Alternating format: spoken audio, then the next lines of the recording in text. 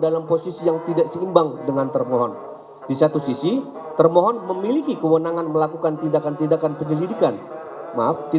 penyidikan terhadap pemohon. Namun di sisi lain, pemohon tidak diberikan pemberitahuan resmi mengenai dasar dimulainya penyidikan tersebut.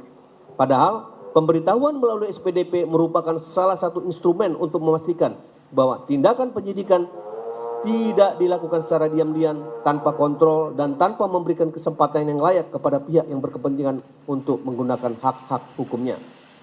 Bahwa pentingnya SPDP juga tidak dapat dilepaskan dari prinsip due process of law dalam proses peradilan pidana. Penyidikan merupakan tahapan yang secara langsung dapat menimbulkan akibat hukum terhadap seseorang, termasuk pemeriksaan, pemanggilan, penetapan status hukum, penyitaan, penggeledahan, dan tindakan upaya paksa lainnya. Oleh karena itu, dimulainya penyidikan harus dapat diketahui oleh pihak yang berkepentingan agar seluruh tindakan penyidik dapat diuji legalitas dan prosedurnya.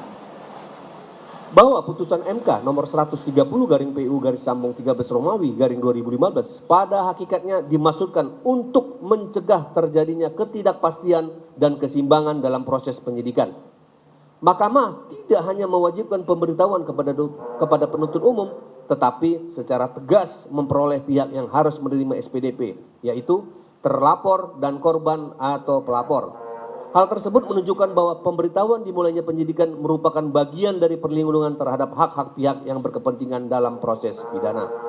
Bahwa lebih jauh, apabila benar termohon telah menerbitkan SPDP kedua dan SPD ketiga, tetapi tidak pernah memberitahukan dan menyerahkannya kepada pemohon dalam jangka waktu yang ditentukan, maka terdapat pertanyaan mendasar mengenai keabsahan prosedural dari rangkaian tindakan penyidikan yang dilakukan setelah diterbitkannya masing-masing surat perintah penyidikan tersebut. Bahwa tidak dapat dibenarkan apabila termohon hanya menunjukkan adanya SPDP secara internal atau bukti pengiriman kepada penuntut umum, tetapi tidak dapat membuktikan bahwa SPDP tersebut juga telah disampaikan kepada pemohon. Putusan MK telah secara tegas menyebutkan 3 pihak yang wajib menerima pemberitahuan tersebut, yaitu penuntut umum, terlapor, dan korban atau pelapor. Dengan demikian, pemenuhan kewajiban terhadap salah satu pihak tidak dengan sendirinya menggugurkan kewajiban terhadap pihak lainnya. Bahwa dalam konteks permohonan pra-peradilan akuo, fakta mengenai tidak disampaikannya SPDP kedua dan SPDP ketiga menjadi semakin relevan karena pemohon berhak mengetahui dasar dan perkembangan penyidikan yang digunakan termohon untuk melakukan tindakan hukum terhadap pemohon. Ketiadaan SPDP tersebut telah mengakibatkan pemohon kehilangan kesempatan untuk mengetahui secara tepat dasar dimulainya penyidikan dan untuk melakukan pembelaan serta upaya hukum secara efektif sejak awal proses penyidikan. Bahwa prinsip negara hukum sebagaimana dijamin dalam pasal 1 ayat 3 Undang-Undang Dasar NRI tahun 1945 mengharuskan setiap tindakan aparat penegak hukum dilaksanakan berdasarkan hukum dan tidak semata-mata berdasarkan kewenangan.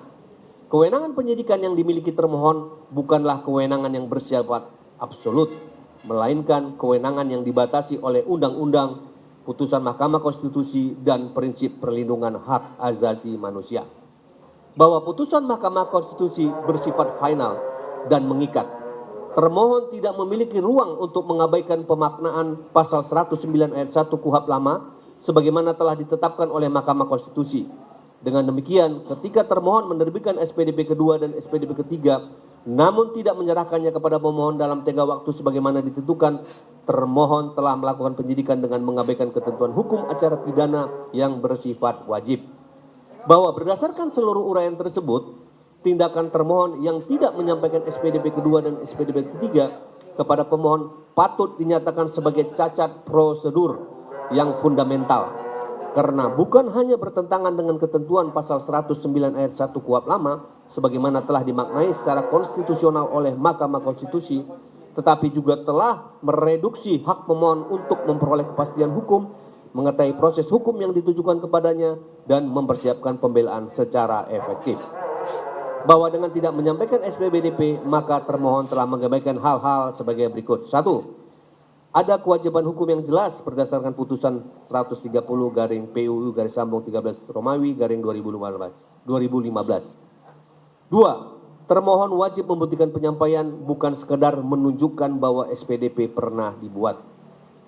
3. Ketidakpatuhan tersebut merugikan hak pemohon untuk mengetahui dan menguji proses penyidikan.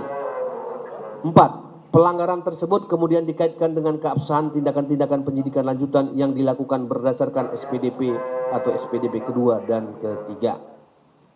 Bahwa sehingga dengan demikian maka dalil sanggahan termohon mengenai SPDP adalah sangat patut dan wajar untuk dikesampingkan atau ditolak dan untuk tidak dipertimbangkan.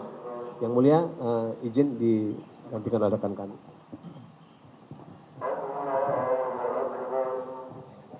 Izin melanjutkan yang mulia. Poin 2, pencekalan. Bahwa berdasarkan Undang-Undang Nomor 6 Tahun 2011 tentang keimigrasian, keputusan pencegahan wajib disampaikan kepada orang yang dikenai paling lambat 7 hari sejak ditetapkan.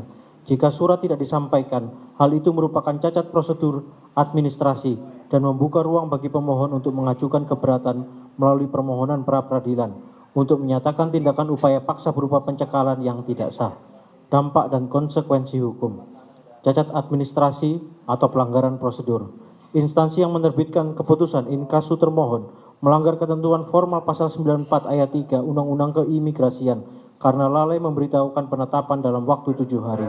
Bahwa memang tindakan pencekalan dimaksud tidak otomatis menjadi batal dan atau kelalaian pemberitahuan ini tidak serta-merta membuat status pencegahan di sistem perlintasan imigrasi terhapus otomatis. Sebab pencegahan tetap aktif selama tercatat dan belum habis masa berlakunya atau belum dicabut. Bahwa pemohon memiliki hak mengajukan keberatan secara tertulis melalui pra-peradilan begitu mengetahui dirinya terkena pencegahan. Bahwa pencekalan dinilai sewenang-wenang atau merugikan hak konstitusional tanpa dasar hukum yang jelas, sehingga melalui pra-peradilan jika terkait proses pidana untuk dinyatakan bahwa pencekalan yang dilakukan oleh termohon adalah tidak sah. Bahwa termohon dalam jawabannya pada pokoknya berupaya mengesampingkan persoalan tidak disampaikannya keputusan pencegahan kepada pemohon seolah-olah kewajiban pemberitahuan tersebut hanyalah persoalan administratif yang tidak mempunyai konsekuensi terhadap keabsahan tindakan pencegahan. Bahwa dalil termohon tersebut adalah keliru dan tidak berdasar menurut hukum. Bahwa pasal 94 ayat 1 Undang-Undang Nomor 6 Tahun 2011 tentang keimigrasian secara tegas menentukan bahwa pencegahan ditetapkan dengan keputusan tertulis oleh pejabat yang berwenang. Selanjutnya, pasal 94 ayat 2 menentukan bahwa keputusan tersebut sekurang-kurangnya memuat identitas orang yang dikenai pencegahan, alasan pencegahan, dan jangka waktu pencegahan. Lebih lanjut, pasal 94 ayat 3 secara imperatif menentukan keputusan pencegahan disampaikan kepada orang yang dikenai pencegahan paling lambat 7 hari sejak tanggal keputusan ditetapkan. Dengan demikian, pemberitahuan keputusan pencegahan kepada orang yang dikenai pencegahan bukanlah tindakan yang bersifat fakultatif, bukan pula sekedar kebiasaan administratif, melainkan kewajiban hukum yang secara tegas diperintahkan oleh undang-undang. Bahwa oleh karenanya, ketika termohon menerbitkan keputusan pencegahan terhadap pemohon, maka sejak keputusan tersebut ditetapkan, termohon dibebani kewajiban hukum untuk menyampaikan keputusan tersebut kepada pemohon dalam waktu paling lambat 7 hari.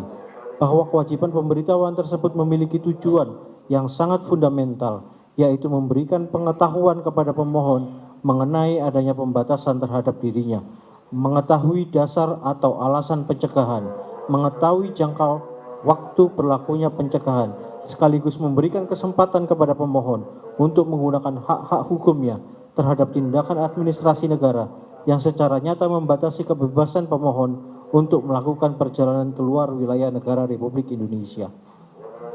Bahwa tindakan pencegahan pada hakikatnya bukanlah tindakan yang tanpa akibat hukum. Pencegahan secara langsung membatasi hak seseorang untuk meninggalkan wilayah Indonesia.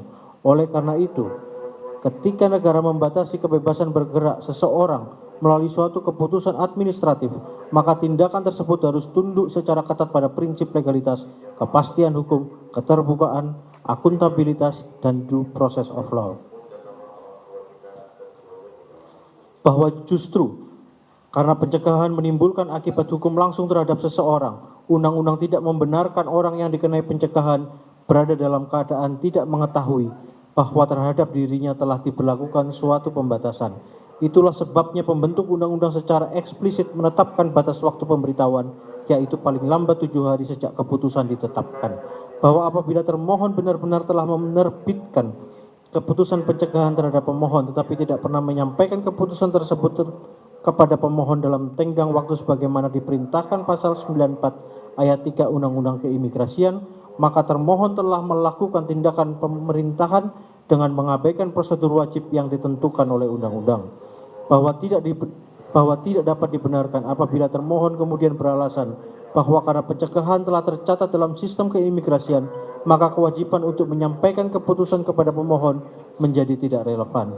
Pencatatan dalam sistem administrasi keimigrasian dan pemberitahuan kepada orang yang dikenai pencegahan merupakan dua hal yang berbeda.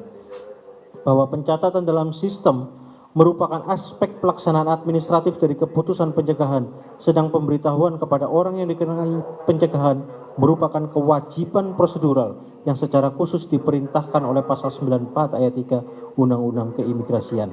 Bahwa dengan demikian, terpenuhinya pencatatan dalam sistem keimigrasian tidak dengan sendirinya membuktikan telah dipenuhinya kewajiban pemberitahuan kepada pemohon. Termohon tetap wajib membuktikan bahwa keputusan pencegahan telah disampaikan kepada pemohon dalam tenggang waktu yang ditentukan oleh undang-undang.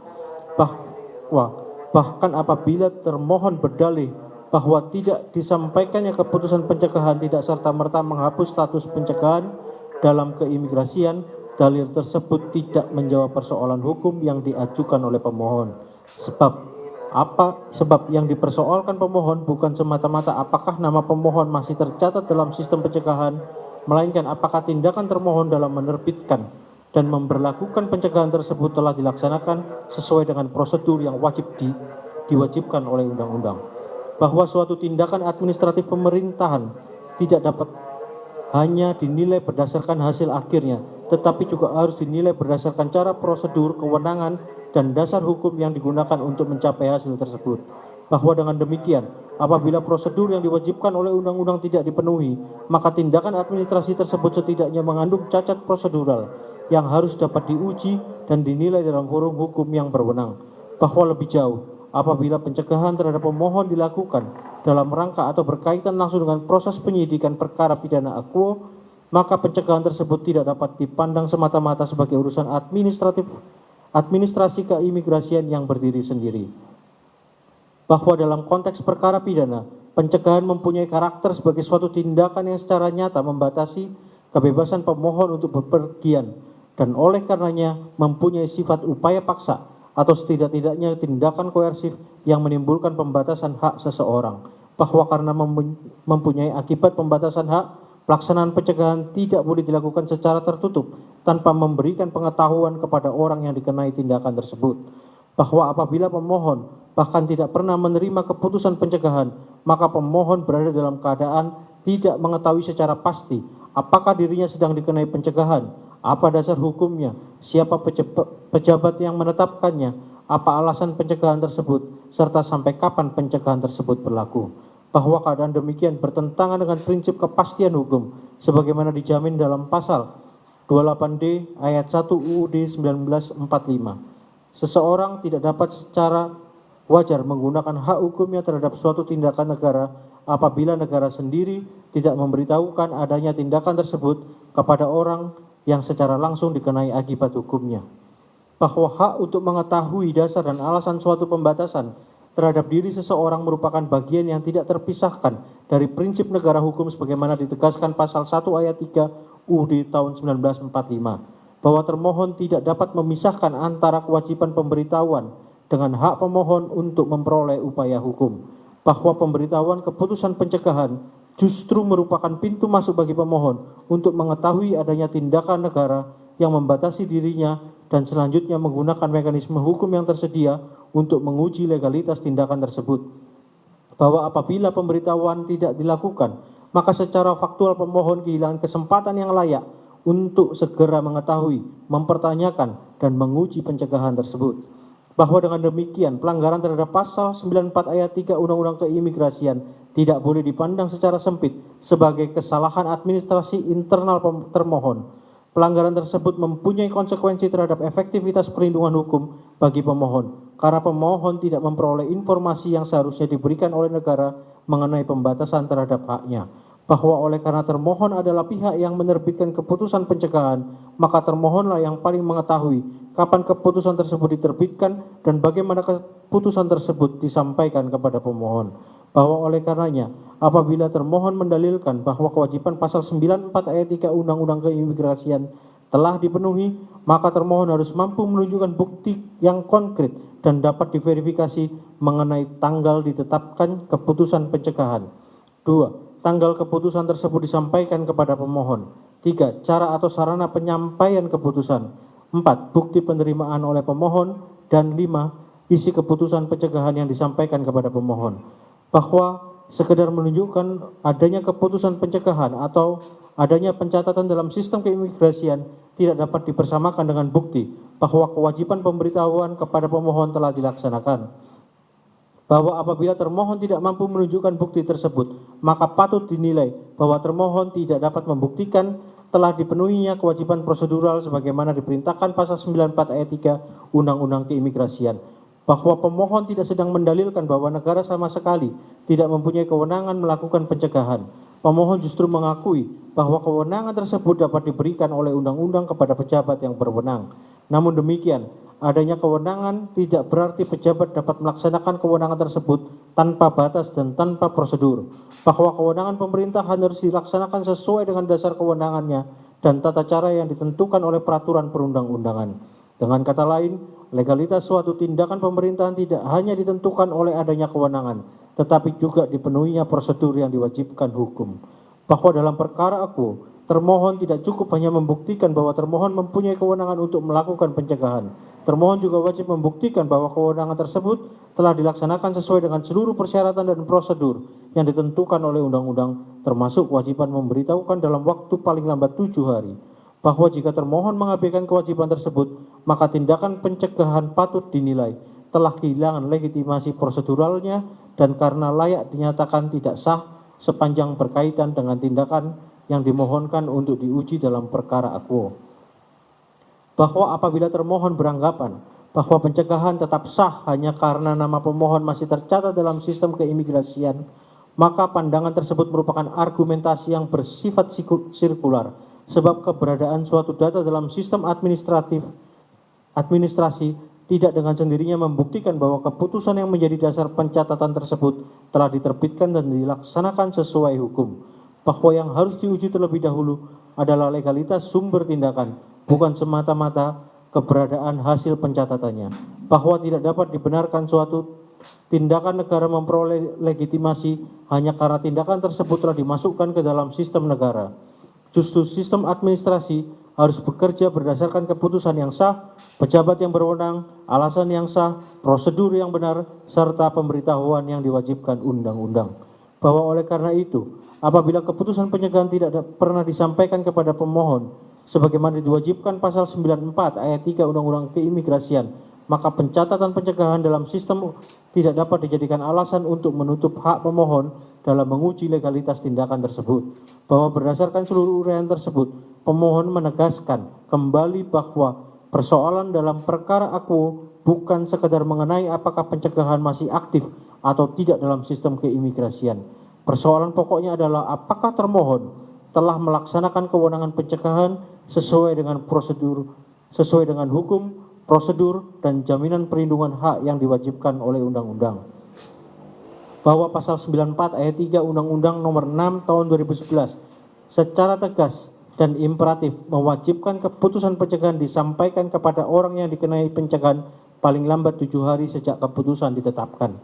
Bahwa dengan demikian, apabila termohon tidak dapat membuktikan bahwa keputusan pencegahan telah disampaikan kepada pemohon dalam tenggang waktu tersebut, maka terdapat cacat prosedural yang nyata dalam pelaksanaan kewenangan pencegahan.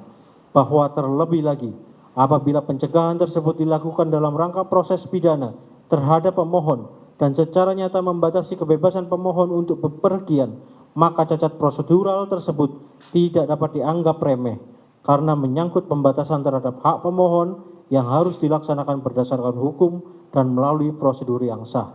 Bahwa sehingga dengan demikian, maka dalil sanggahan termohon mengenai pencegahan atau pencekalan adalah sangat patut dan wajar untuk dikesampingkan atau ditolak dan untuk tidak dipertimbangkan. Izin dilanjutkan rekan yang lainnya.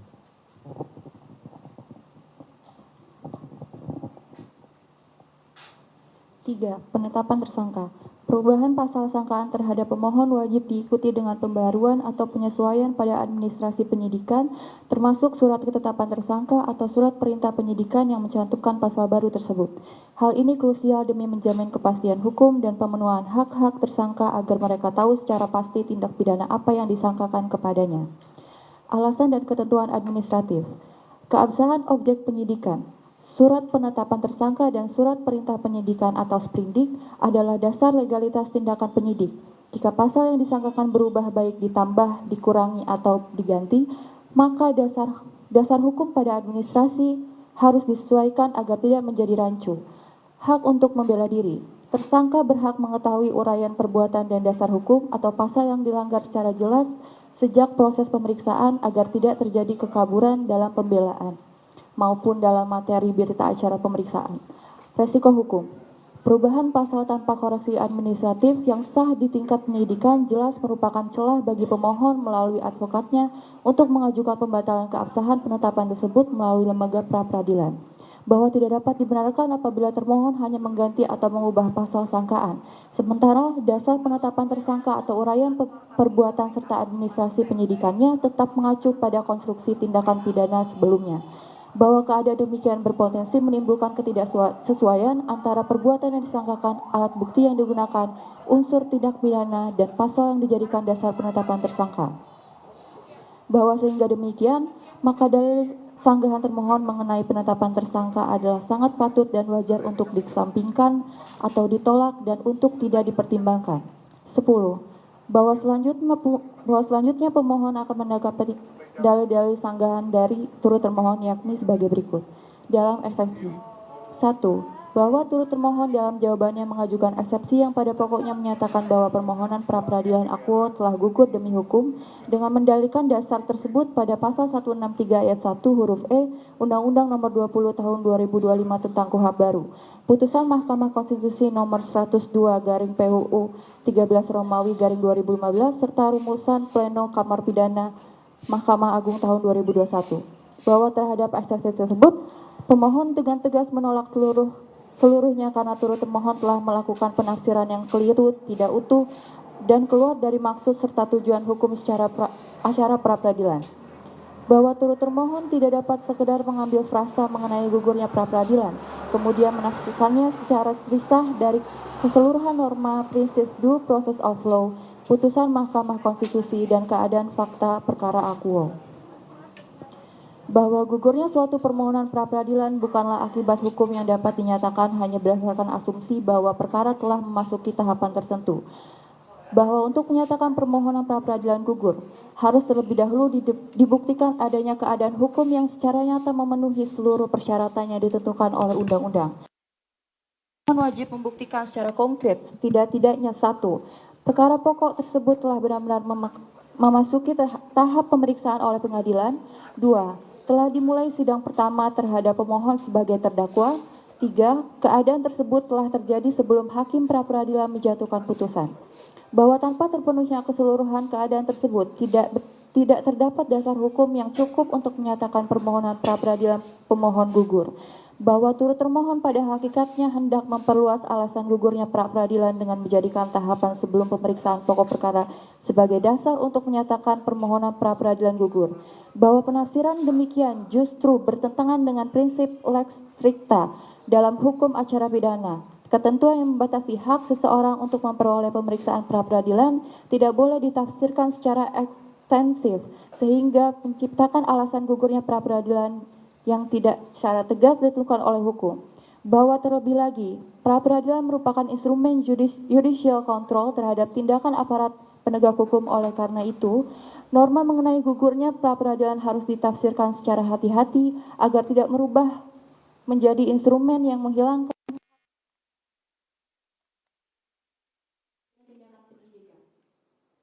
bahwa putusan Mahkamah Konstitusi Nomor 102 garing PUU garis 13 Romawi garing 2015 merupakan putusan yang sangat penting untuk menentukan kapan permohonan pra-peradilan dapat dinyatakan gugur.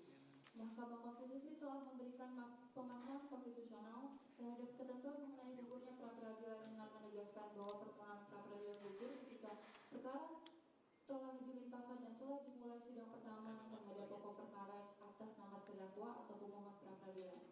Bahwa rasio tersebut tidak dapat dipelintir menjadi pengertian bahwa pra-peradilan gugur hanya karena berkas perkara telah selesai, telah diciptakan lengkap, telah dilimpahkan, telah didaftarkan, atau bahkan telah memperoleh nomor perkara. Bahwa yang menjadi titik batas adalah dimulai pemeriksaan sidang pertama terhadap pemohon atau terdakwa, bukan sekedar tindakan administratif sebelum pemeriksaan tersebut berlangsung. Bahwa Mahkamah Konstitusi memberikan pemaknaan demikian justru untuk mencegah hilangnya hak pemohon untuk pemeriksaan pra-peradilan akibat perbedaan tafsir mengenai kapan suatu perkara dianggap mulai diperiksa oleh pengadilan negeri. Bahwa pelimpahan perkara merupakan suatu tindakan prosedural untuk membawa perkara dari tahap penuntutan menuju kewenangan pengadilan negeri.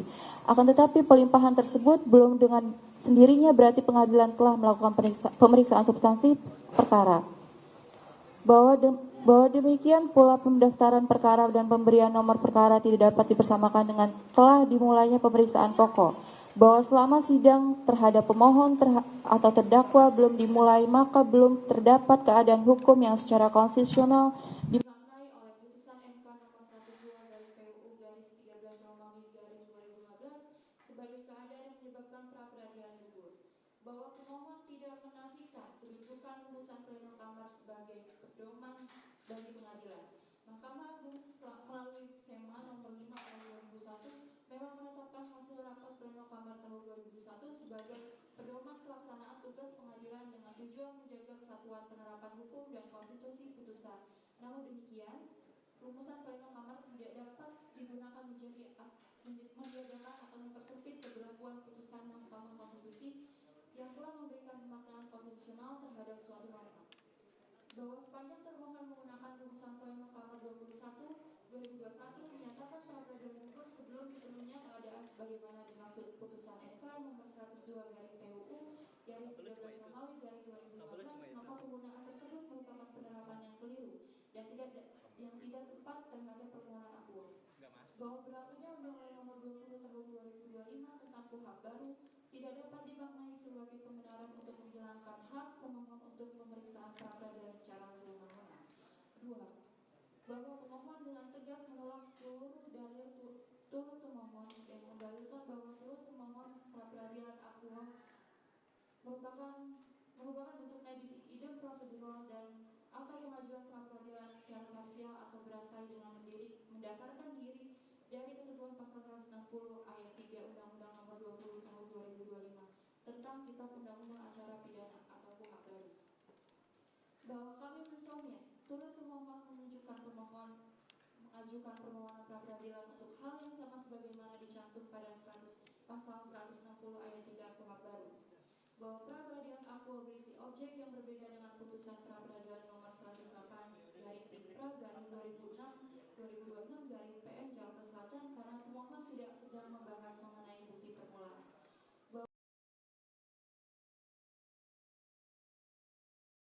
Juga telah melakukan perluasan makna norma secara tidak sah karena turut pemohon telah mengubah frasa pembatasan yang sangat spesifik dalam pasal 160 ayat 3 KUHP baru menjadi seolah-olah suatu larangan absolut bagi seorang untuk mengajukan pra-peradilan lebih dari satu kali dalam perkara.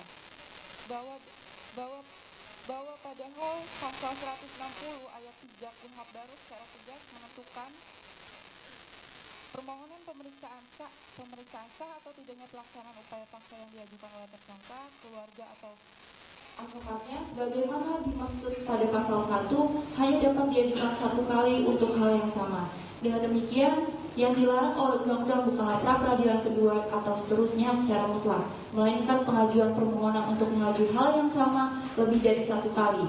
Frasa untuk hal yang sama merupakan unsur pembatas yang tidak boleh dihilangkan dari konstruksi pasal 160 ayat 3 KUHP baru. Bahwa turut termohon wajib terlebih dahulu membuktikan adanya kesamaan objek pemeriksaan, kesamaan tindakan upaya paksa, kesamaan dasar permohonan, dan kesamaan keadaan hukum sebelum dapat menyimpulkan bahwa permohonan akuo merupakan nebis in idem. Sehingga tanpa pembuktian mengenai kesamaan tersebut, dalil turut termohon hanya kesimpulan sepihak yang tidak memiliki pijakan normatif yang memadai. bahwa penggunaan istilah nebis in idem oleh turut termohon perlu diluruskan sejak awal karena asas nebis in idem pada hakikatnya berkaitan dengan larangan seseorang diperiksa dan diadili kembali mengenai perkara yang telah diperoleh putusan yang berkekuatan hukum tetap dengan objek yang substansi yang sama, sedangkan pasal 160 ayat 3 KUHP baru mengatur secara lebih spesifik mengenai pembatasan pengajuan permohonan pra-peradilan terhadap upaya paksa yang sama. Bahwa tidak tepat apabila turut termohon mengambil istilah nebis in idem lalu menggunakannya untuk membangun kesimpulan bahwa setiap permohonan pra-peradilan berikutnya otomatis terlarang hanya karena pemohon pernah mengajukan pra-peradilan sebelumnya karena harus diuji yang harus bukanlah semata-mata apakah pemohon pernah mengajukan pra-peradilan, melainkan apakah permohonan yang sekarang diajukan menguji supaya upaya paksa terhadap objek yang sama berdasarkan keadaan hukum dan dasar permohonan yang sama dengan permohonan sebelumnya.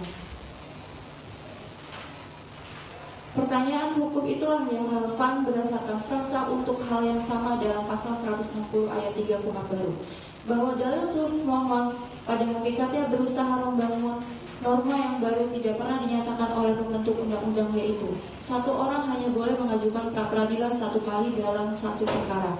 Dalam rumusan undang-undang tidak demikian karena undang-undang tidak menyatakan hanya satu kali dalam satu perkara. Undang-undang justru secara limitatif mengatakan hanya dapat diajukan satu kali untuk hal yang sama. Perbedaan tersebut bukan hanya persoalan redaksional, melainkan perbedaan konsekuensi hukum yang sangat fundamental. Bahwa apabila pembentuk undang-undang bermaksud melarang seluruh pengajuan pra-peradilan kedua dalam suatu perkara, maka norma tersebut dapat dirumuskan secara tegas demikian, namun pembentuk undang-undang memilih menggunakan pembatas untuk hal yang sama. Maka berdasarkan asas ubi lex non distinguit, yakni apabila undang-undang tidak membedakan, maka tidak boleh dibuat pembedaan sehingga turut termohon tidak dibenarkan menambah pembatasan yang tidak terdapat dalam teks undang-undang. Bahwa dalil nebis in idem prosedural tidak cukup dibangun dengan menunjukkan adanya pra-peradilan terdahulu karena turut termohon harus membuktikan sekurang-kurangnya satu, bahwa pemohon merupakan pihak yang sama. Dua, bahwa objek pra-peradilan yang diuji adalah objek yang sama. Tiga, bahwa tindakan upaya paksa yang diuji adalah tindakan yang sama. 4. Bahwa surat atau tindakan hukum yang menjadi objek pengujian adalah sama. 5. Bahwa terus tindakan yang diuji adalah sama. 6. Bahwa dasar hukum dan alasan pemohon yang diuji adalah sama. Dan 7. Bahwa keadaan hukum yang menjadi dasar permohonan sekarang tidak mengalami perubahan. Apabila salah satu unsur tersebut berbeda secara substansial, maka tidak dapat serta-merta dikualifikasikan sebagai hal yang sama sebagaimana dalam pasal 160 ayat 3 KUHP baru. Terlebih lagi, pra-peradilan merupakan mekanisme pengawasan terhadap tindak konkret aparat penegak hukum, sehingga setiap tindakan yang upaya paksa harus dinilai berdasarkan legalitas prosedur, kewenangan serta keadaan hukum yang melingkupinya.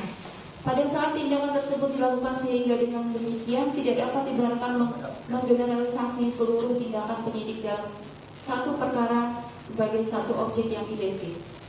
Bahwa pemohon memahami sepenuhnya tujuan pasal 160 ayat 3 KUHP baru yakni mencegah penyalahgunaan mekanisme pra-peradilan melalui pengajuan berulang-ulang terhadap hal yang sama sehingga proses penegakan hukum tidak terganggu oleh permohonan yang tidak berkesudahan.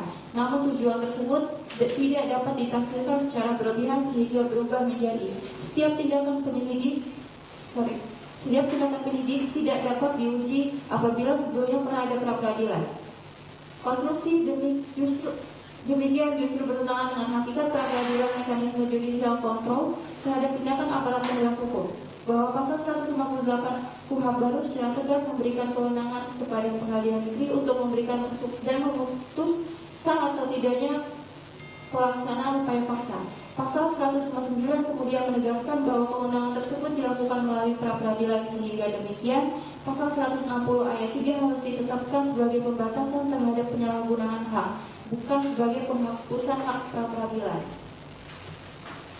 Bahwa apabila terdapat perubahan keadaan hukum setelah pra-peradilan sebelumnya, maka tidak dapat secara otomatis dikatakan bahwa permohonan baru identik dengan permohonan terdahulu, sebab yang menjadi objek pra-peradilan bukan semata-mata perkara pidananya, melainkan legalitas tindakan konkret aparat penegak hukum yang dimohonkan pengujian. Bahwa lebih jauh lagi, dalil turut termohon patut ditolak karena secara substansial justru berpotensi menjadikan pasal 160 ayat 3 sebagai tameng untuk mempertahankan tindakan aparat yang diduga tidak sah. Hukum acara pidana tidak boleh menghasilkan keadaan di mana semakin banyak tindakan hukum yang dilakukan aparat, semakin kecil pula kesempatan warga negara untuk memperoleh pengujian yudisial. Justru sebaliknya, setiap tindakan upaya paksa harus dapat dipertanggungjawabkan legalitasnya sesuai dengan batas kewenangan yang diberikan undang-undang. Bahwa istilah pra-peradilan parsial merupakan maupun pra-peradilan berantai yang digunakan turut termohon pada dasarnya bukanlah formula yang dapat berdiri untuk menggugurkan permohonan. Yang mempunyai kekuatan mengikat adalah norma undang-undang, bukan label atau karakterisasi yang diberikan oleh pihak dalam perkara. Oleh karenanya, sebelum menyatakan suatu permohonan sebagai pra-peradilan berantai, harus terlebih dahulu dibuktikan bahwa permohonan tersebut benar-benar melanggar unsur normatif pada pasal 160 ayat 3, yakni mengajukan pemeriksaan terhadap hal yang sama lebih dari satu kali. Tanpa pembuktian tersebut, istilah parsial, berantai maupun nebis in idem prosedural hanya retorika hukum yang tidak dapat menggantikan pembuktian unsur norma. Bahwa apabila turut termohon hendak menafsirkan pasal 160 ayat 3 sedemikian luas sehingga seluruh pra-peradilan berikut dalam perkara yang sama dan dianggap, maka pada akhirnya turut termohon sedang melakukan analogi yang merugikan hak pemohon dalam hak hukum acara pidana. Dilanjutkan oleh rekan. Izin melanjutkan yang mulia. Nomor 3, bahwa pemohon dengan tegas menolak seluruh dalil turut termohon yang mendalilkan bahwa pengajuan pra-peradilan oleh pemohon secara berulang merupakan bentuk abuse procedural right atau misbrukan proses rights yang dianggap telah mencederai asas peradilan yang cepat, sederhana, dan biaya ringan. Bahwa dalil tersebut pada hakikatnya merupakan argumentasi yang dibangun dari kesimpulan sepihak. Karena turut termohon hanya menunjuk pada jumlah pra-peradilan yang pernah diajukan pemohon, tetapi tidak pernah menguraikan secara konkret perbuatan hukum apa yang merupakan penyalahgunaan hak, apa bentuk itikat buruk pemohon, serta norma hukum mana yang secara tegas dilanggar oleh pemohon melalui pengajuan pra-peradilan APO. Dengan kata lain, turut termohon telah melakukan kekeliruan mendasar dengan menyamakan menggunakan hak prosedural lebih dari satu kali dengan menyalahgunakan hak prosedural. Keduanya merupakan dua hal yang secara hukum tidak identik. Bahwa pra-peradilan bukanlah fasilitas yang diciptakan oleh pemohon, bukan pula mekanisme yang diberikan berdasarkan kemurahan hati aparat penegak hukum. Pra-peradilan merupakan hak dan mekanisme hukum yang secara ekspresif verbis diberikan oleh undang-undang pada tersangka, keluarga, atau pihak lain yang ditentukan oleh hukum untuk menguji keabsahan tindakan aparat penegak hukum. KUHP baru secara tegas memberikan kewenangan kepada pengadilan negeri untuk memeriksa dan memutus mengenai sah atau tidaknya tindakan upaya paksa melalui mekanisme pra-peradilan. Dengan demikian, sepanjang pemohon mengajukan permohonan terhadap objek yang secara hukum dapat diuji melalui pra-peradilan dan memenuhi persyaratan yang ditentukan undang-undang, maka penggunaan hak tersebut tidak dapat serta-merta diberi stigma sebagai abuse of process. Hak yang diberikan undang-undang tidak berubah menjadi penyalahgunaan hanya karena pihak lawan merasa keberatan terhadap frekuensi penggunaannya. Bahwa turut termohon menjadikan fakta bahwa telah terdapat pra-peradilan ke-1, ke-2, ke-3, dan kini pra-peradilan ke-4 sebagai dasar untuk menyimpulkan adanya misbrukan proses rights. Argumentasi tersebut cacat secara logika hukum. Jumlah permohonan bukanlah ukuran tunggal untuk menentukan ada atau tidaknya penyalahgunaan hak. Apabila setiap penggunaan hak prosedural yang dilakukan lebih dari satu kali otomatis dianggap sebagai penyalahgunaan, maka pembatasan tersebut seharusnya dinyatakan secara tegas oleh pembentuk undang-undang. Justru KUHP baru memberikan batas yang spesifik melalui pasal 160 ayat 3, yakni permohonan pemeriksaan mengenai sah atau tidaknya upaya paksa hanya dapat diajukan satu kali untuk hal yang sama. Dengan demikian, undang-undang sendiri telah memberikan parameter objektif mengenai kapan pengajuan ulang tidak diperbolehkan.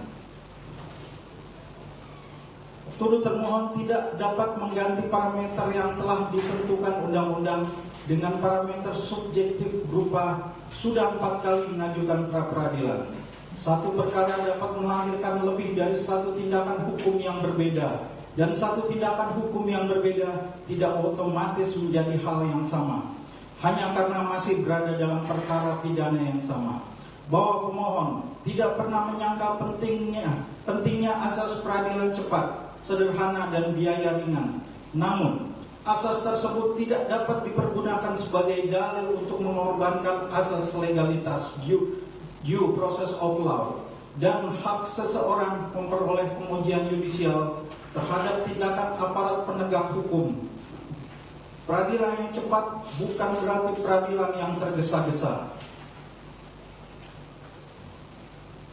Peradilan yang sederhana bukan berarti peradilan yang mengabaikan persoalan hukum. Dan peradilan yang biaya ringan bukan berarti hak warga negara untuk memperoleh pemeriksaan hukum dapat dipangkas demi efisiensi administratif. Justru makna asas tersebut adalah agar proses peradilan dilakukan secara efisien tanpa mengurangi kualitas pemeriksaan dan jaminan perlindungan hukum bagi pencari keadilan. Oleh karena itu, tidak dapat dibenarkan apabila turut termohon menjadikan asas efisiensi sebagai alasan untuk menghindari pemeriksaan terhadap dugaan ketidakabsahan tindakan aparat penegak hukum. Bahwa dalam negara hukum, efisiensi bukanlah nilai tertinggi yang berdiri di atas legalitas.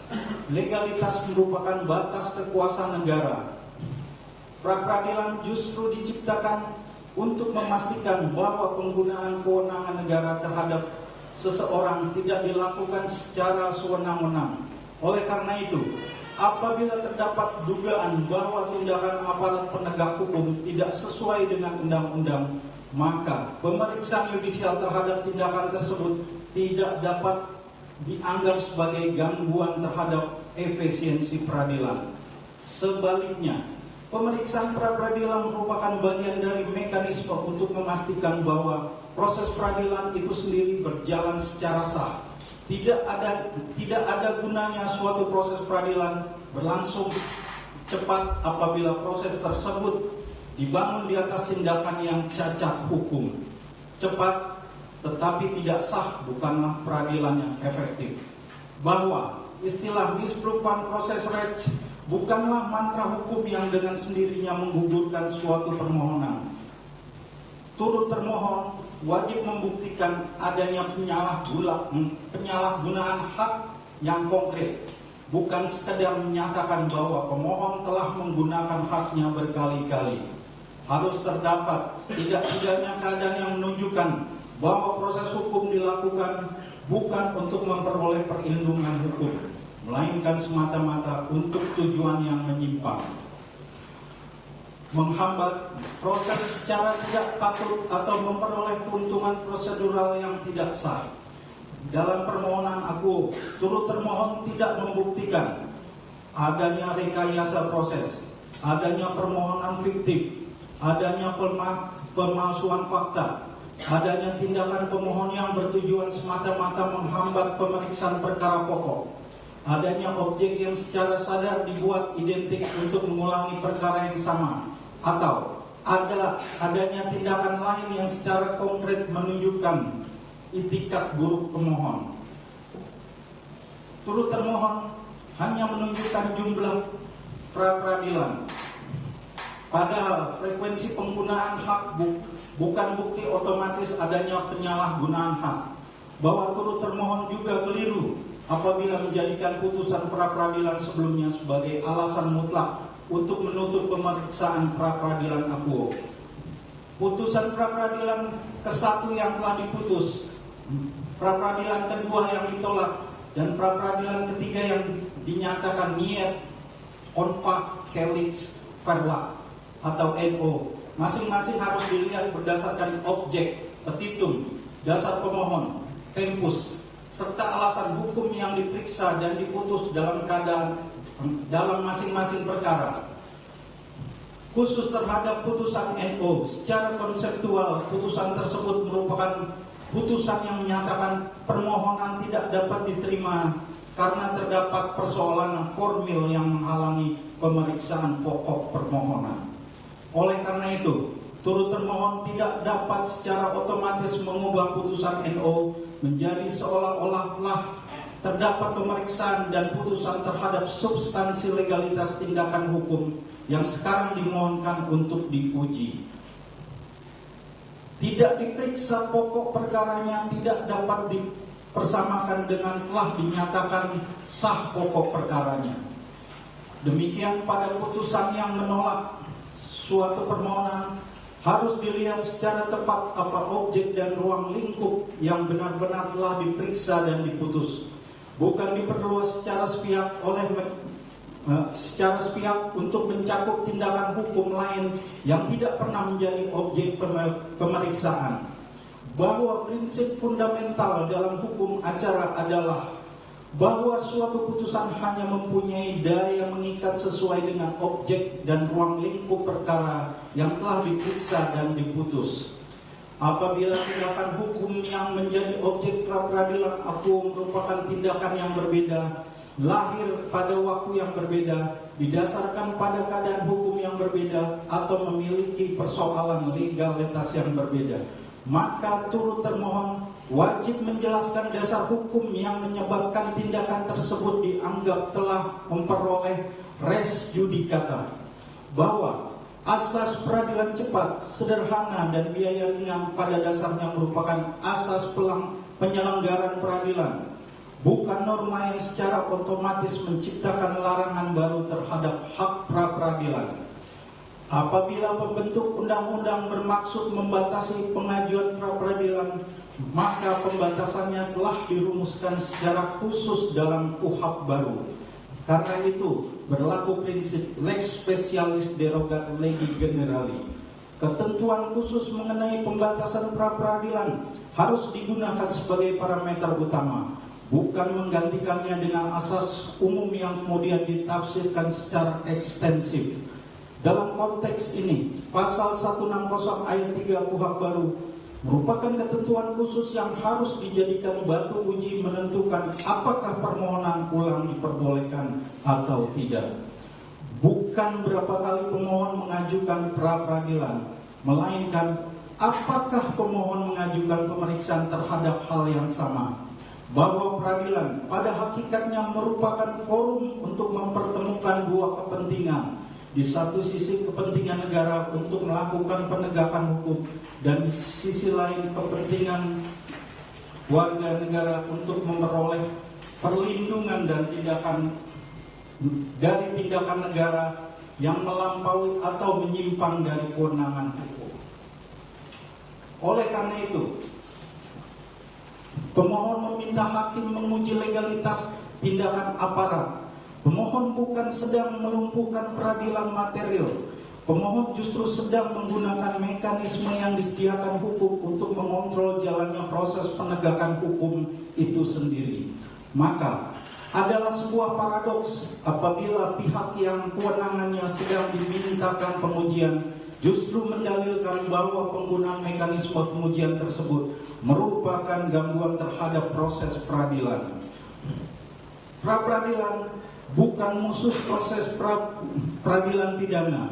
Pra-peradilan adalah salah satu mekanisme agar proses pidana tetap berada dalam koridor hukum. Bahwa apabila argumentasi turut termohon diterima, maka akan lahir konstruksi hukum yang sangat berbahaya, karena semakin banyak tindakan upaya paksa dilakukan oleh aparat dalam satu perkara, semakin sempit pula kesempatan tersangka untuk meminta pengujian terhadap tindakan-tindakan tersebut.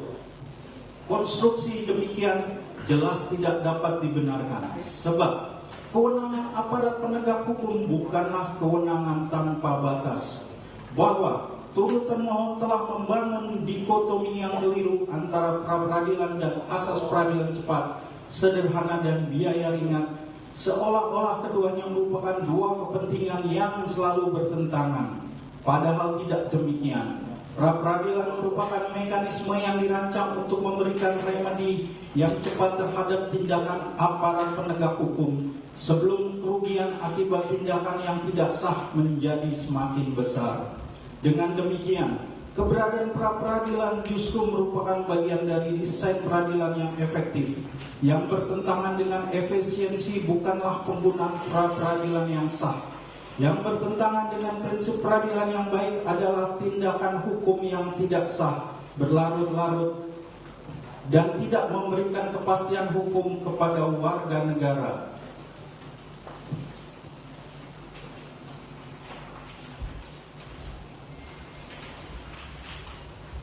Hak seseorang tidak dapat dinyatakan gugur hanya karena penggunaan hak tersebut dianggap tidak nyaman bagi proses penegakan hukum.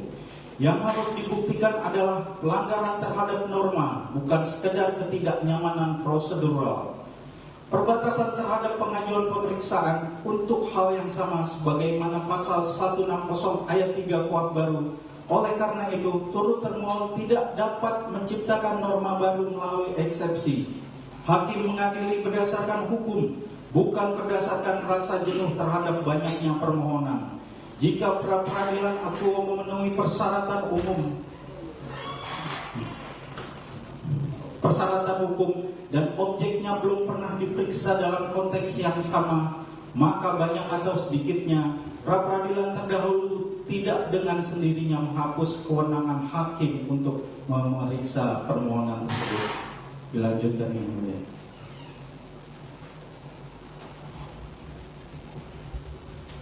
Bahwa terdapat fakta penting yang sengaja atau tidak diungkap secara utuh oleh turut termohon, yaitu bahwa dalam pemeriksaan pra-peradilan ke-1 sampai dengan pra-peradilan ke-3, waktu pemeriksaan terhadap ahli dibatasi oleh majelis atau hakim pra-peradilan hanya kurang lebih 30 plus 5 menit. Bahwa pembatasan waktu tersebut merupakan fakta prosesual yang sangat relevan untuk menilai apakah pemeriksaan dalam perkara-perkara pra-peradilan terdahulu benar-benar telah memberikan kesempatan yang memadai kepada pemohon untuk menguraikan dan menggali seluruh persoalan hukum yang menjadi dasar permohonan. Pemohon tidak bermaksud mempermasalahkan kewenangan hakim dalam mengatur jalannya persidangan. Pemohon menghormati sepenuhnya kewenangan tersebut. Namun demikian, kewenangan pengadilan untuk mengendalikan jalannya persidangan tidak boleh dipergunakan oleh turut termohon sebagai dalil untuk menyatakan bahwa seluruh persoalan hukum yang belum sempat digali secara mendalam dalam persidangan terdahulu otomatis telah kehilangan hak untuk diuji. Terlebih lagi, perkara akuo menyangkut persoalan hukum yang kompleks, termasuk mengenai keabsahan tindakan aparat penegak hukum, konstruksi kewenangan penyidik, penerapan KUHP, serta persoalan-persoalan hukum lain yang membutuhkan penjelasan ahli secara komprehensif. Dalam keadaan demikian, waktu pemeriksaan ahli yang hanya dibatasi sekitar 30 menit secara faktual sangat membatasi ruang untuk melakukan pendalaman terhadap keterangan ahli, baik melalui pertanyaan pemohon maupun melalui klarifikasi terhadap pendapat ahli yang disampaikan. Dengan demikian, tidak tepat apabila turut termohon kemudian membangun konstruksi bahwa karena pemohon telah menghadirkan ahli dalam peradilan terdahulu, maka seluruh persoalan hukum yang berkaitan dengan perkara akuo dianggap telah pernah diperiksa secara tuntas. Pernah menghadirkan ahli tidak identik dengan telah memperoleh pemeriksaan ahli secara komprehensif. Pernah diperiksa tidak identik dengan telah diperiksa secara tuntas. Dan terlebih lagi, terbatasnya waktu pemeriksaan tidak boleh ditafsirkan sebagai hilangnya hak pemohon untuk memperoleh pemeriksaan hukum yang efektif.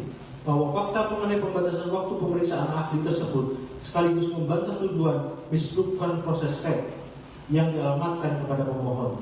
Apabila dalam persidangan terdahulu terdapat keterbatasan waktu sehingga terdapat aspek-aspek hukum yang belum dapat digali secara mendalam, maka penggunaan mekanisme hukum berikutnya untuk menguji persoalan yang secara hukum memang belum pernah diperiksa secara efektif tidak dapat serta-merta dikualifikasikan sebagai penyalahgunaan hak.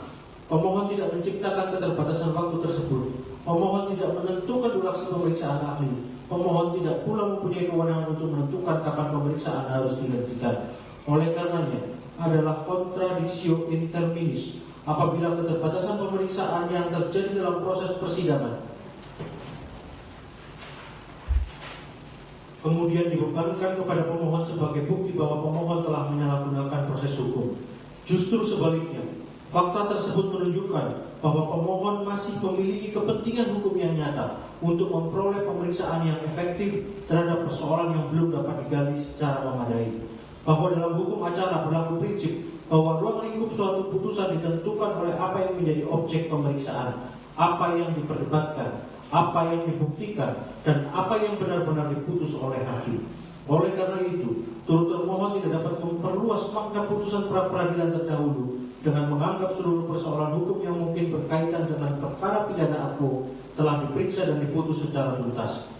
Terlebih, apabila dalam proses persidangan terdapat keterbatasan waktu yang secara faktual membatasi pemeriksaan ahli dan pendalaman argumentasi hukum, bahwa pra-peradilan bukanlah sekedar forum formal untuk memenuhi prosedur, melainkan mekanisme judicial control terhadap tindakan aparat penegak hukum. Oleh karena itu, hak pemohon bukan hanya sebatas diperbolehkan hadir di persidangan, tetapi secara substansial harus diberi kesempatan yang wajar untuk mengemukakan dalil, mengajukan bukti, menghadirkan ahli, serta menjelaskan persoalan hukum yang menjadi dasar permohonan. Apabila waktu pemeriksaan ahli dibatasi sedemikian rupa sehingga pendapat ahli tidak dapat digali secara mendalam, maka fakta tersebut setidak-tidaknya harus menjadi pertimbangan dalam menilai apakah benar seluruh persoalan hukum yang sekarang diajukan telah identik dengan persoalan yang telah diperiksa sebelumnya. Turut termohon tidak dapat menggunakan keterbatasan proses pemeriksaan terdahulu sebagai dasar untuk menciptakan imunitas prosedural terhadap tindakan aparat penegak hukum. Bahwa istilah pra-peradilan berantai yang digunakan turut termohon harus ditempatkan secara proporsional. Pemohon tidak mengajukan permohonan baru semata-mata untuk mengulang perkara yang sama tanpa alasan. Pemohon mengajukan permohonan karena terdapat kepentingan hukum yang nyata untuk memperoleh pengujian yudisial terhadap persoalan yang menurut pemohon belum memperoleh pemeriksaan yang efektif dan memadai.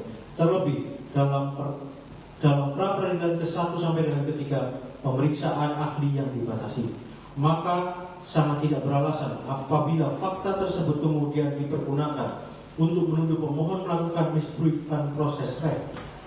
Pemohon tidak boleh dihukum karena menggunakan hak hukumnya hanya karena pemeriksaan sebelumnya tidak menyediakan ruang yang cukup untuk menggali persoalan hukum secara mendalam. Izin dilanjutkan.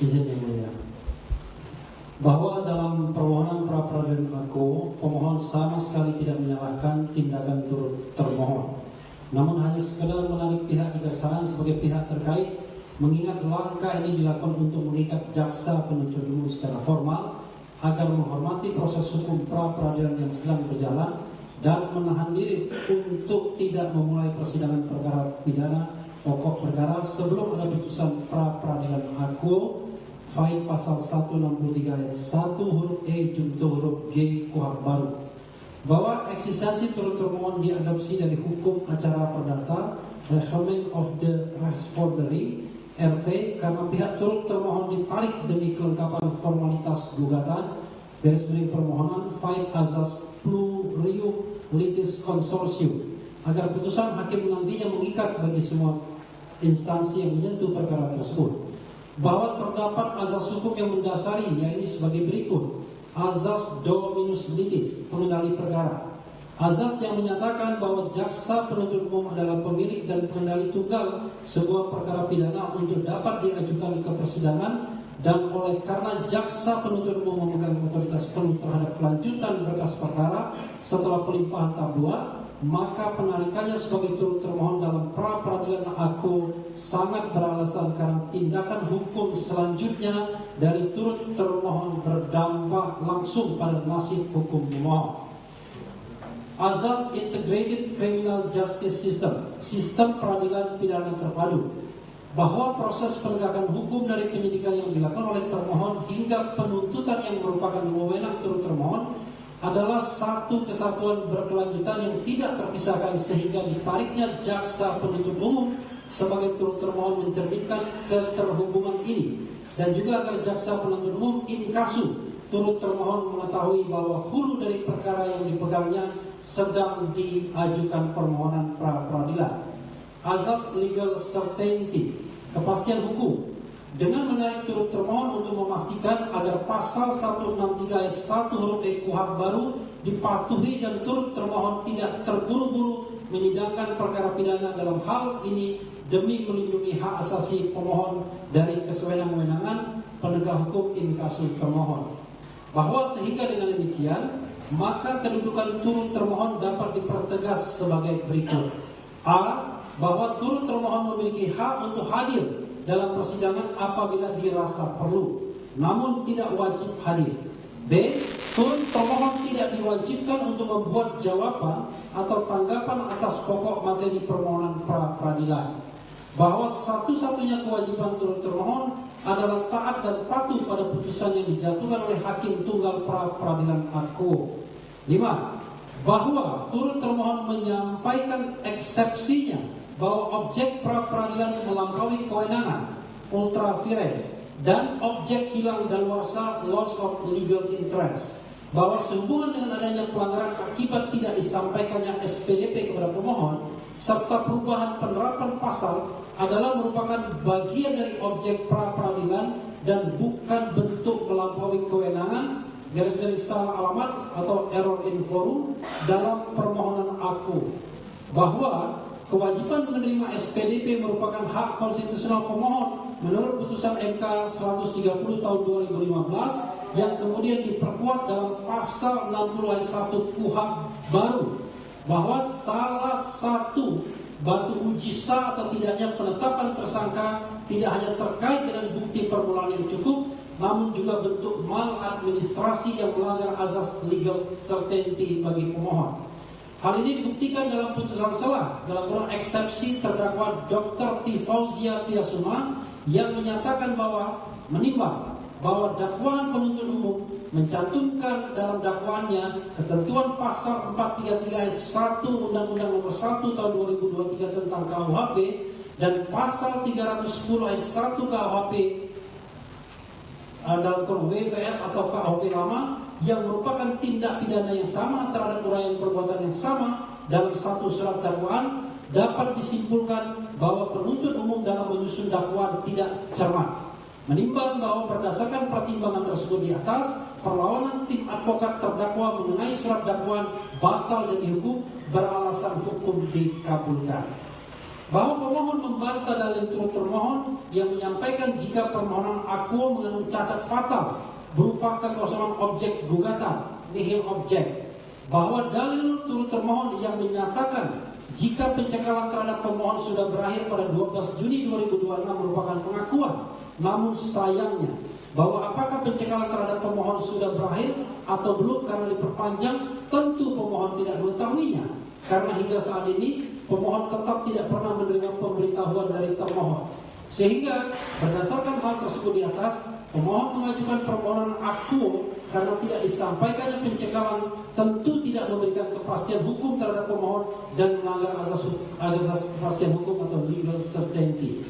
Sehingga dengan demikian, dalil sanggahan dari turut termohon pada bagian eksepsi, yaitu permohonan pra peradilan gugur demi hukum dan penafsiran sesat atau atas pasal 163 ayat 1 huruf E Undang-Undang Nomor 20 Tahun 2025 dalam kurung KUHP baru, jungto putusan MK Nomor 102/PUU Strip 13 Romawi /2015 jungto rumusan pleno Kamar Pidana MA tahun 2021 2. Nebis in idem prosedural dan larangan pengajuan pra peradilan secara parsial dan garis miring berantai, violation of pasal 160 ayat 3 Undang-Undang Nomor 20 Tahun 2025. Kemudian 3. Abuse of procedural right, misbruikkan proses recht demi menundukkan asas peradilan cepat, sederhana dan biaya ringan. 4. Error in persona, contradictio in terminis terhadap kedudukan turut termohon. 5. Objek pra peradilan melampaui kewenangan ultra vires dan objek hilang garis miring daluarsa loss of legal interest adalah patut dan wajar untuk dikesampingkan, ditolak dan tidak untuk dipertimbangkan oleh Yang Mulia Hakim Tunggal pra peradilan. Dalam pokok perkara, bahwa dalam pokok perkara turut termohon merupakan pengulangan dari dalil-dalil dalam eksepsi sehingga tidak perlu ditanggapi lebih lanjut, dan tanggapan bagian eksepsi pemohon dianggap menjadi satu kesatuan dengan dalil dalam pokok perkara ini. Sehingga dengan demikian dalil-dalil pada bagian dalam pokok perkara turut termohon adalah patut dan wajar untuk dikesampingkan, ditolak dan tidak untuk dipertimbangkan oleh Yang Mulia Hakim Tunggal pra peradilan. Yang terhormat hakim yang kami muliakan, yang terhormat saudara termohon, yang terhormat saudara turut termohon, sidang yang mulia.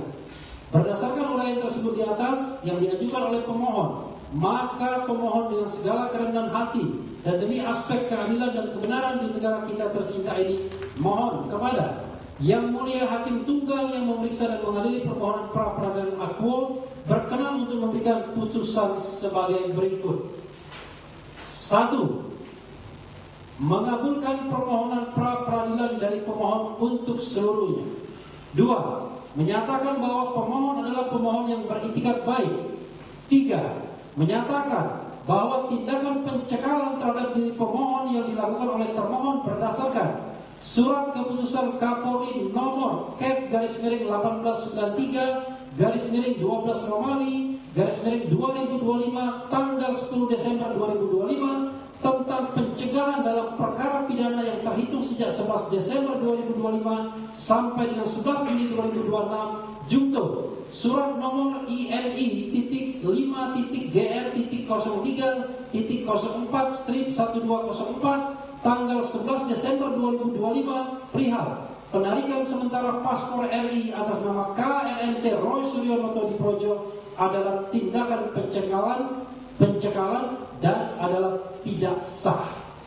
4. Menyatakan bahwa pencekalan atas diri pemohon berdasarkan surat keputusan Kapolri nomor K/1893/12 Romawi /2025 tanggal 10 Desember 2025 tentang pencegahan dalam perkara pidana yang terhitung sejak 11 Desember 2025 sampai dengan 11 Juni 2026 adalah telah kadaluarsa dan tidak berlaku lagi. 5. Menyatakan bahwa penetapan tersangka atas diri pemohon adalah tidak sah karena telah menjadi cacat formil dan cacat material dan atau telah terjadi maladministrasi karena telah mencampur adukan rezim hukum KUHP lama dan KUHP baru untuk perbuatan sejenis sehingga harus dinyatakan batal demi hukum. 6. Menyatakan bahwa penyidikan yang dilakukan oleh termohon adalah tidak sah karena melanggar putusan MK nomor 130/PUU/13 Romawi /2015 tanggal 11 Januari 2017 junto pasal 60 ayat 1 KUHP baru sehingga harus dinyatakan batal demi hukum.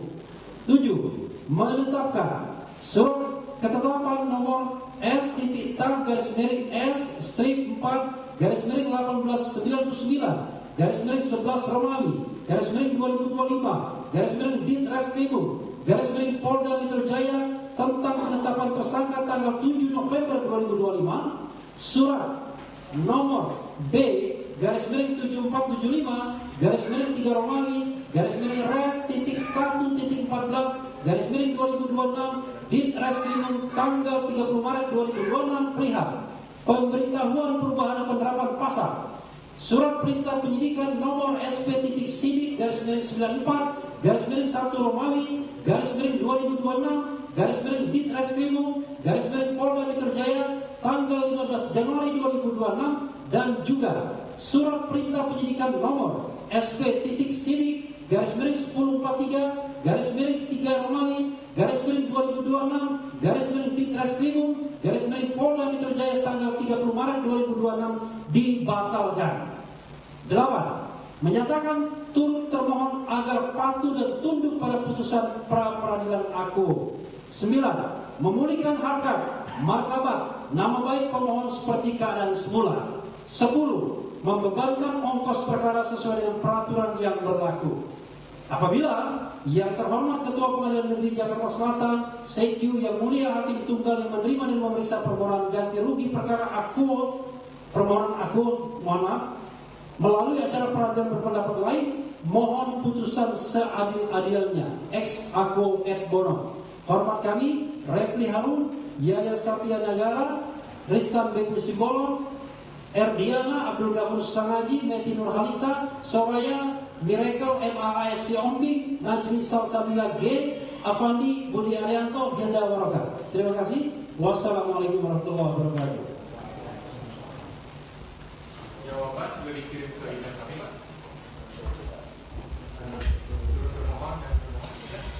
Saya lihat dulu. Saya tidak tahu kadang-kadang masuk supaya saya dikirim dulu. Tapi tunggu malam ini ya. Nanti rekeningnya tolong dikirim aja jawabannya ya. Baik, sesuai kesepakatan kita akan tunda besok untuk publik dan pembuktian dari ya. Bukti apa yang mau diinginkan besok? Apa saja yang Kemudian kami besok akan menghadirkan alat bukti surat. Alat bukti surat kurang lebih 10 ya Bu ya. Dan kami akan menghadirkan 2 ahli. Ada video keterangan tidak? Video Kalau ada nanti kami siapkan dulu. sementara belum ada yang boleh, kalau hari ini ini izinkan besok kan. Besok kita mulai ya. Ada satu lagi yang mulia, ini masalah petitum kami tadi halaman 42 yang mulia. Mau diperbaiki. Atau apabila yang mulia.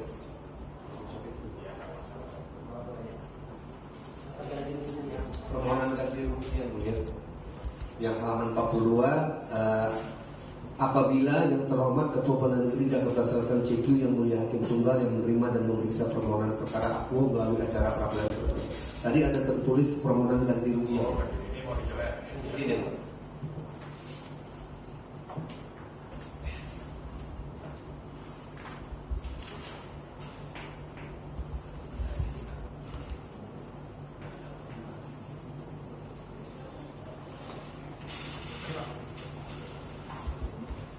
Sekalian.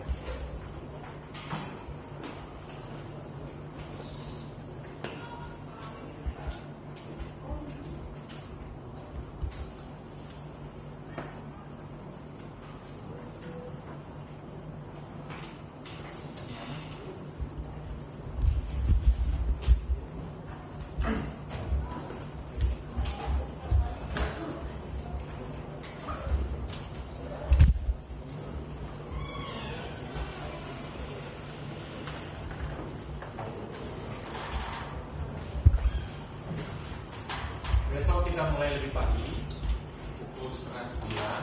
Biasanya publik dulu, dan setelah itu pembuktian. Saya kira dengan rencana pembuktian itu sebelum istirahat siang kita sudah bisa selesai.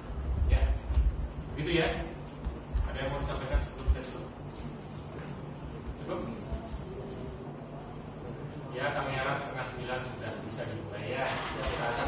Datang saja lebih pagi. Pertama termohon pembacaan saya kira akan Ini mulia besok setelah ini kita langsung sudah ada break. Jadi setengah 9 itu, pukul 9 itu belum ada, rata-rata belum berjalan. Tapi yang pra-peradilan kita ini saja belum berjualan. Pra-peradilan berjalan pada sekitar ya.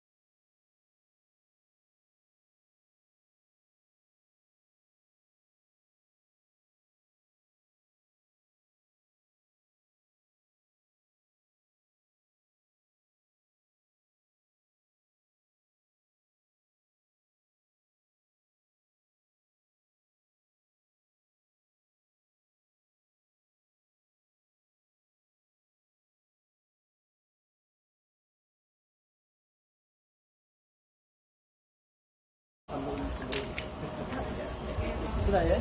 Oke. Ya, Assalamualaikum warahmatullahi wabarakatuh. Waalaikumsalam. Kawan-kawan semua, terima kasih sudah setia sekali lagi ya untuk mengikuti persidangan. Ini adalah pra peradilan yang keempat. Tapi sekali lagi tadi kami sudah tegaskan, ini bukan mengulur-ulur waktu, menghindari pokok perkara dan lain sebagainya. Tapi kita bicara mengenai hak yang kita gunakan, yang disediakan, difasilitasi oleh Undang-Undang Nomor 20 Tahun 2025 tentang Kitab Undang-Undang Hukum Acara Pidana. Dan memang ada pembatasan di dalam KUHP sebagaimana kita sebutkan, yaitu tidak boleh mengajukan perkara yang sama.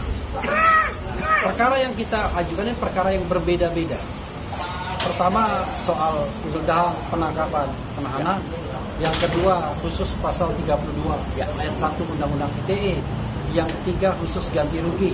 Nah yang keempat ini khusus tentang pencekalan, kemudian tidak diberitahukannya pemberitahuan SPDP, dan juga soal penggunaan rezim KUHP yang berbeda dalam penersangkaan yang dalam putusan Dr. Tifa sudah dinyatakan batal demi hukum dan tidak mempertimbangkan aspek lain, karena terjadi dualisme seperti ini memunculkan ketidakpastian hukum atau legal uncertainty.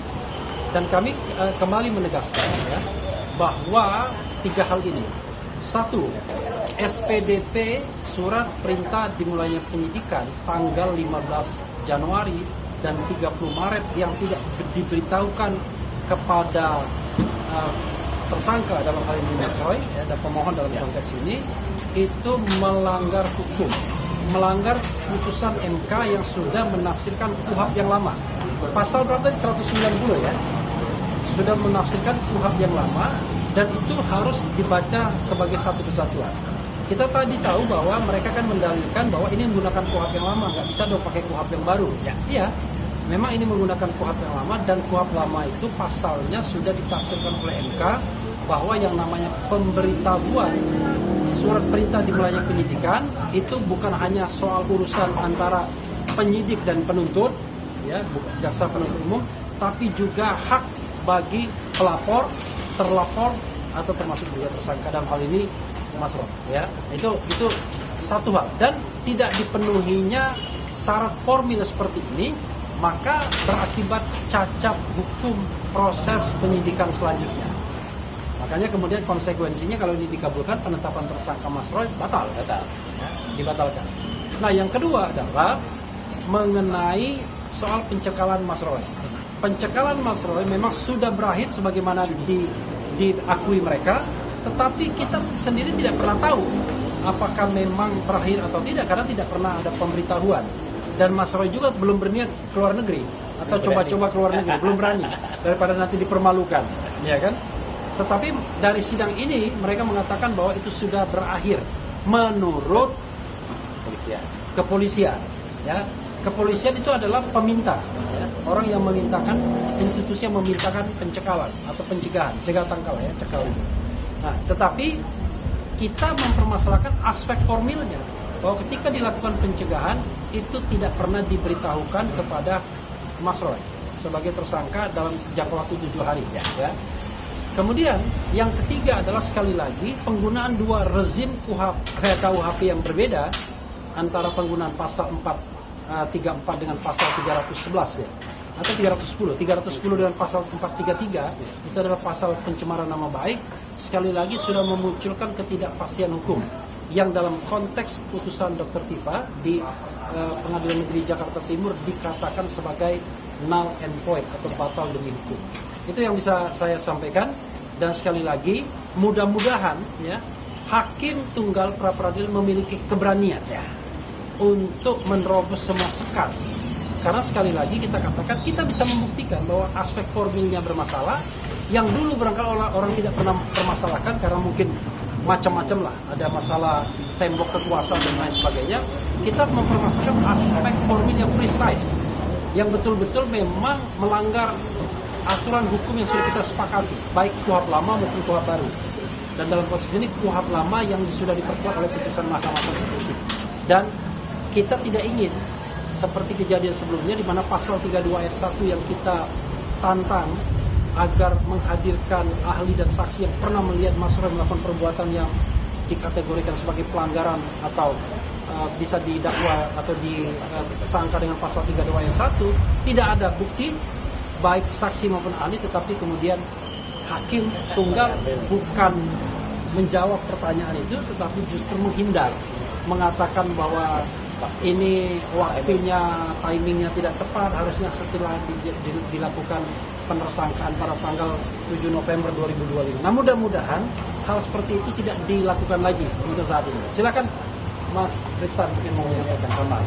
Sedikit aja tentang pencegahan ya, pencekalan. Jadi tadi sudah disampaikan bahwa memang sudah kadaluarsa ya. Artinya ini sudah diakui oleh penyidik dalam hari ini Polda. Jangan sampai nanti ada putusan yang menyatakan bahwa ada kurang pihak, harus imigrasi lagi dilibatkan. Nah ini sudah ada pengakuan bahwa mereka sudah kadaluarsa.